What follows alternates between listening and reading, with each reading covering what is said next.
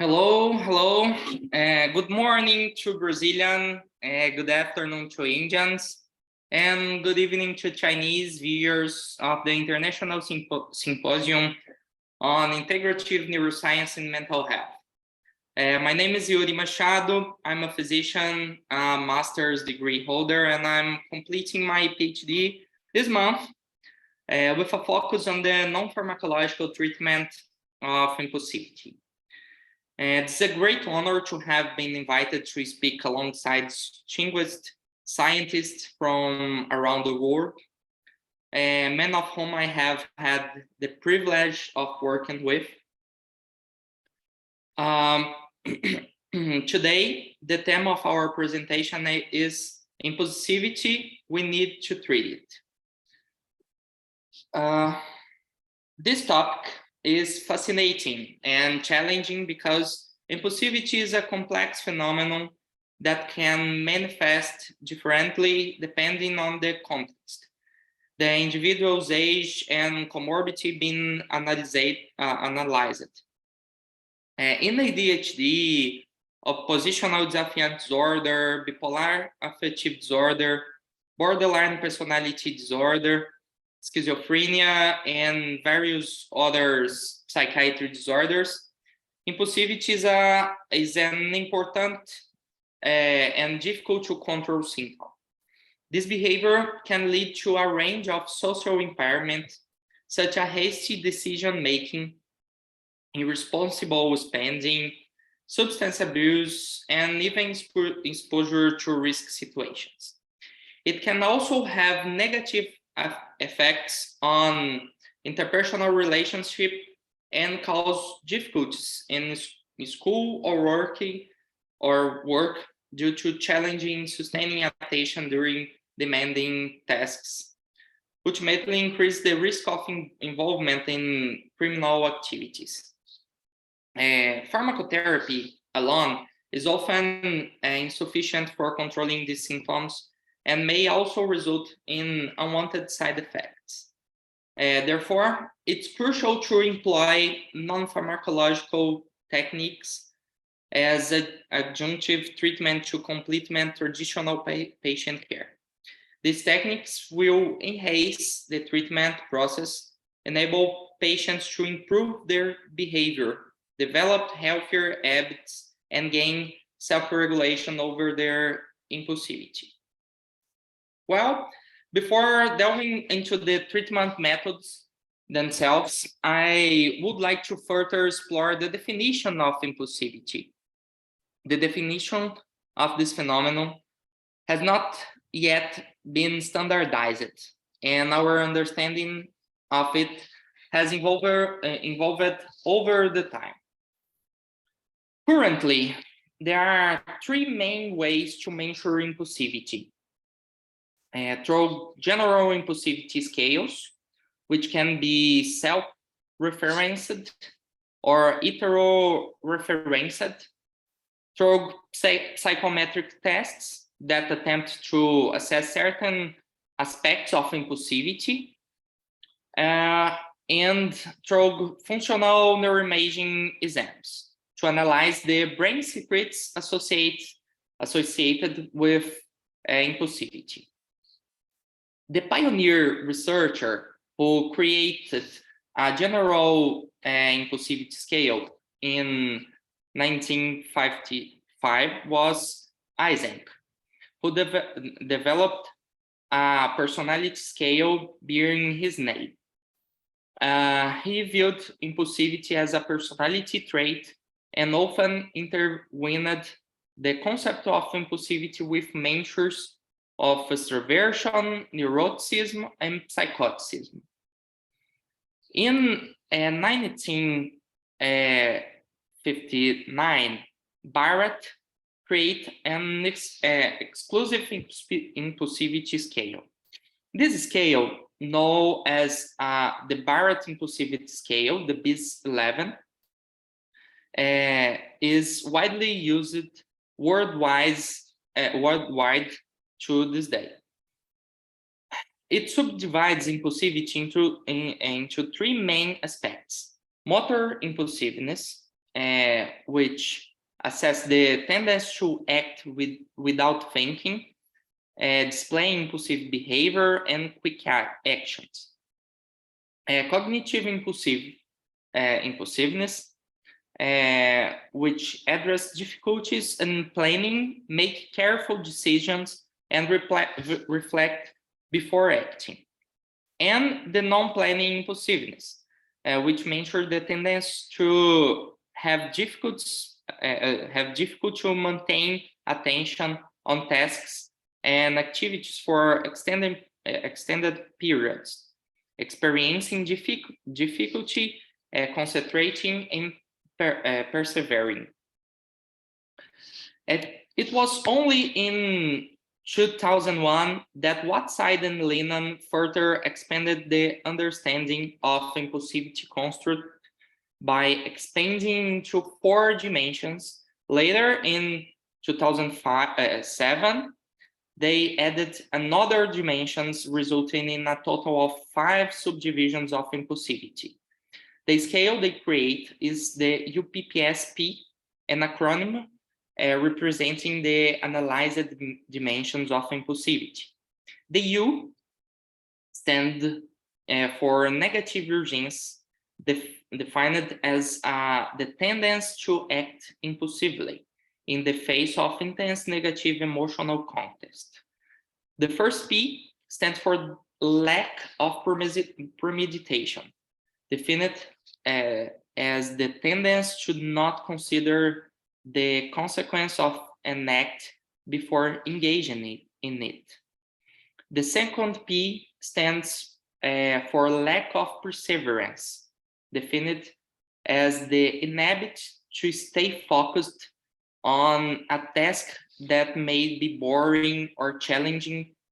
And the S stands for sensation seeking, defined as a tendency to enjoy and engage in exciting activity and be open to new experience. And the last P represents the additional dimensions of positive urgency, which refers to impulsive actions in intense positive emotional context. These scales generally have adaptations for different age groups and required validated translations and adaptations for specific populations. In my master degree, we translate, validate, and adapted the UPPSP scale for children and adolescents in Brazilian context. Having said that, I would briefly touch upon psychometric tests and functional neuroimaging exams before moving on to the actual treatment, okay? Well, psychometric tests are valuable research tools to measuring impulsivity, as they are more specific than general scales. However, their specificity means that may not cover all aspects of impulsivity that general scales encompass. They are also interesting because they are not really on the patient's or a third party's report of person's behavior.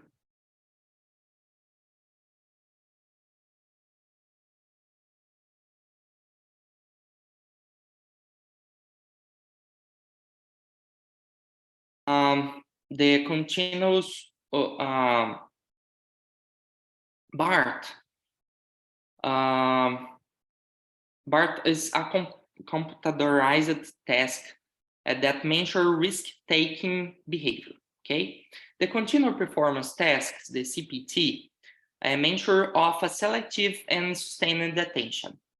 The delayed discontinuum task, the DDT, is and the game of dice task, the GDT, which assess impulse decision making.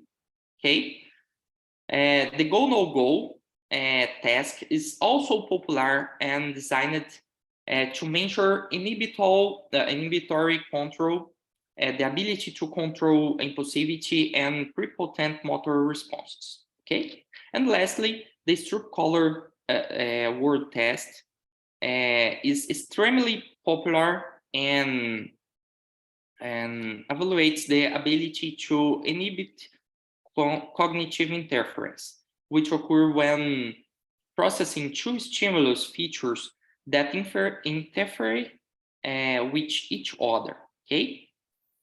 In addition to inhibit cognitive interference, the Stroop test is seen as a measure of other executive functions, such as processing speeds, cognitive flexibility, and attention. From a neuroanatomic perspective, we know that certain areas are correlated with impulsive behavior, such as a prefrontal cortex, particularly the dorsolateral prefrontal cortex and the ventromedial prefrontal cortex. The anterior cingulate cortex, the amygdala, the striatum, which includes the nucleus accumbens and the striatum proper, and even the cerebellum are involved in impulsivity. We won't delve into the specific functions of each area to focus on the treatment itself, but thanks to functional neuroimaging exams, we can now correlate behavior with specific brain regions.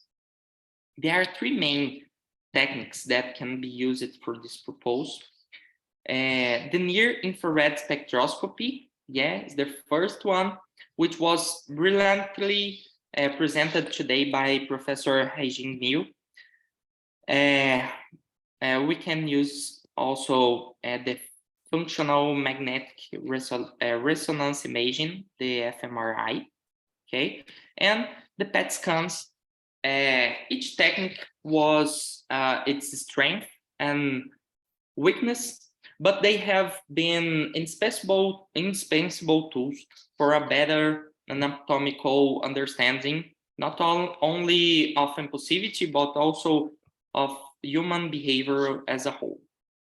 Now, moving on the therapeutic aspects, we have some tools that help us manage behavior traditionally.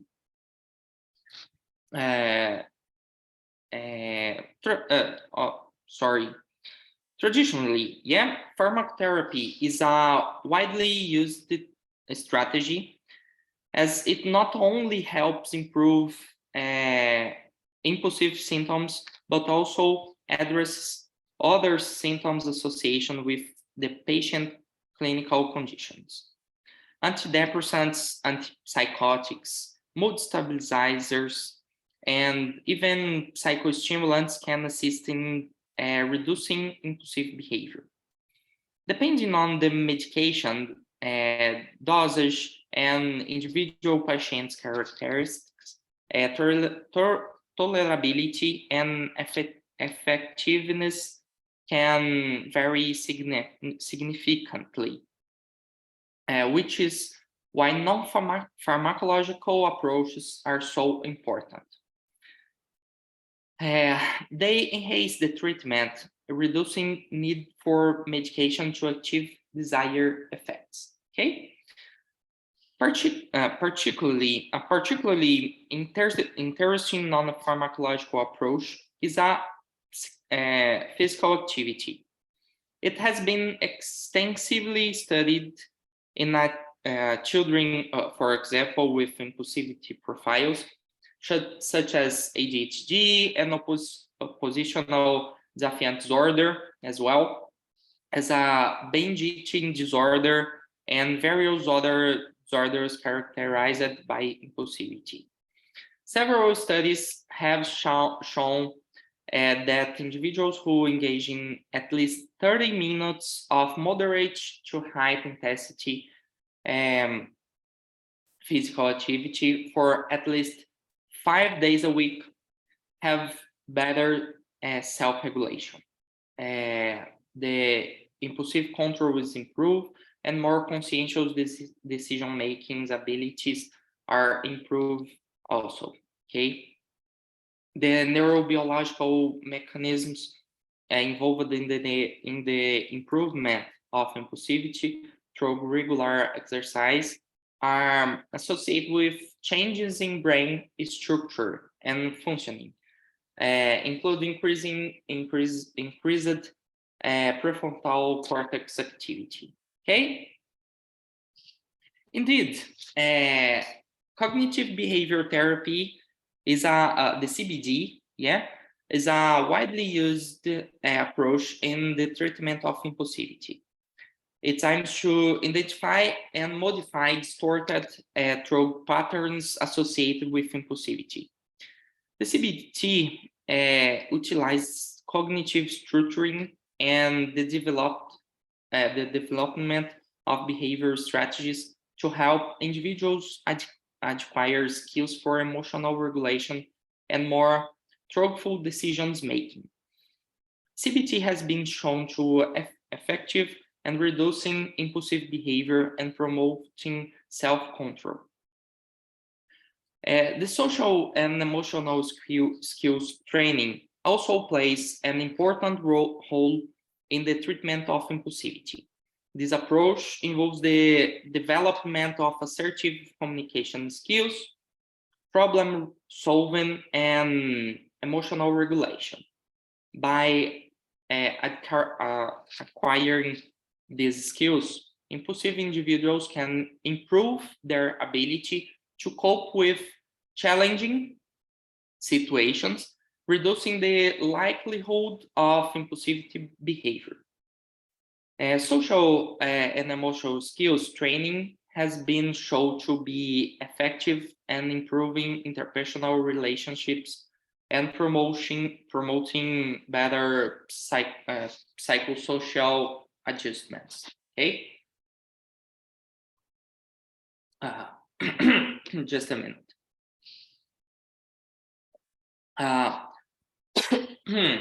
Another psychotherapeutic approach is the treatment of impulsivity is impulse control therapy. Okay, this therapy aims to identify triggers that elicit impulsive behavior and develop strategies to avoid or cope with them in a healthier way. Impulsive control therapy may involve techniques such as resistance skills training, time management, and stimulus control. This approach has been shown to be effective in reducing impulsive behavior and strengthening self-control. Okay, these techniques that I've talked about are well established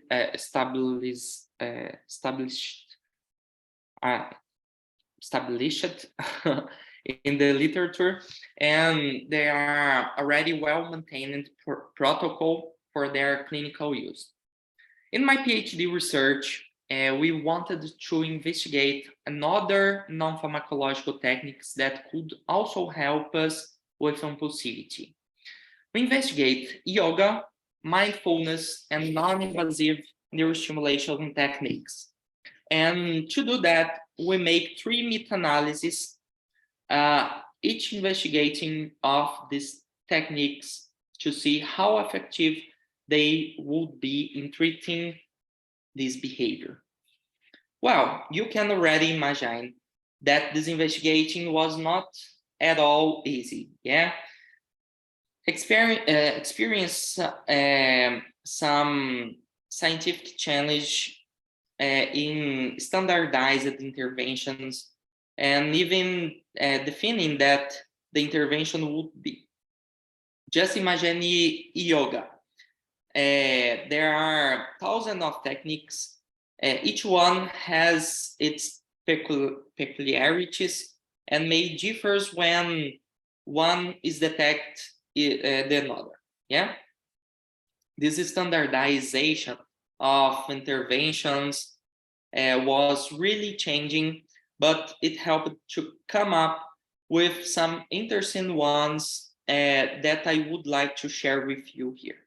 Okay, yoga, for example, encompassed numerous practices, each with its own particularities and variations. To establish inclusion criteria,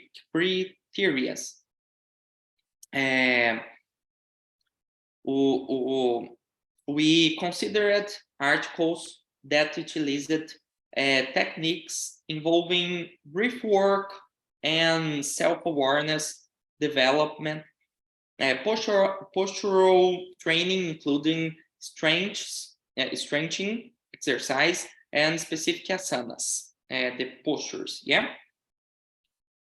Activities promoting bodily relaxation and meditative practice focused on cognitive control and present moment attention. Okay, in the end, we were left with only 6 articles to analyze. Overall, yoga showed promise. Sorry, that is another slide here. Yoga showed promise in the treatment of impulsivity, but due to the small number of studies, heterogeneity among analyzed groups, and study designs, we were unable to draw definitive conclusions. To obtain more robust scientific support to standardizing yoga interventions for impulsivity, it would be beneficial to have more studies using consistent methodologies and similar interventions, which could shed light on the optimal number of sessions and duration needed to derive benefits from yoga in addressing impulsivity. Despite being an ancient practical, we unfortunately lack sufficient scientific evidence to provide strongly guidance on standardizing yoga interventions specifically for impulsivity. Similar changes arose when researching the technique of mindfulness. Mindfulness has been subject to various interpretations over the year, and ranging from a simple spiritual practice associated with Buddhism to a complex tool assimilated into diverse contemporary approaches aimed at behavior modification and subjects reevaluation. In our study, we carefully considered the mindfulness concepts in each select article, and the standardized definition we employed described mindfulness as the ability to focus on present moment to enhance self-control and harmoniously integrative emotional context with a rational stance. Numerous programs, including those which in cognitive behavior therapy, incorporate mindfulness techniques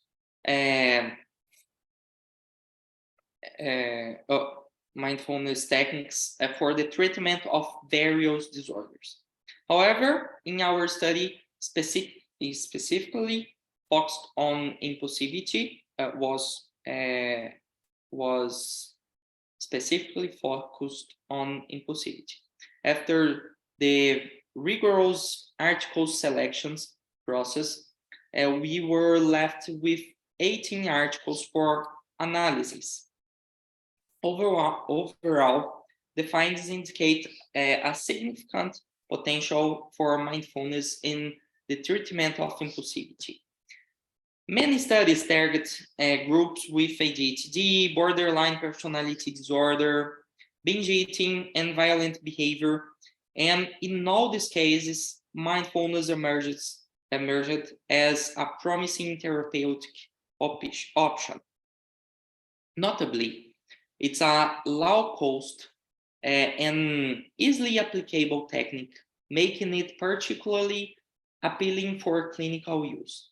However, due to the wide range of intervention employed in the select articles, we were unable to determine the minimum required mindfulness practice time, a number of sessions, and various and other others aspects. But mindfulness is strongly correlated with lifestyle changes, which further enhance in therapeutic potential in the long term. Okay. Well, finally, we also study non-invasive neurostimulation techniques, specifically transcranial direct current stimulations, the TDCS, and transcranial magnetic stimulations, the TMS.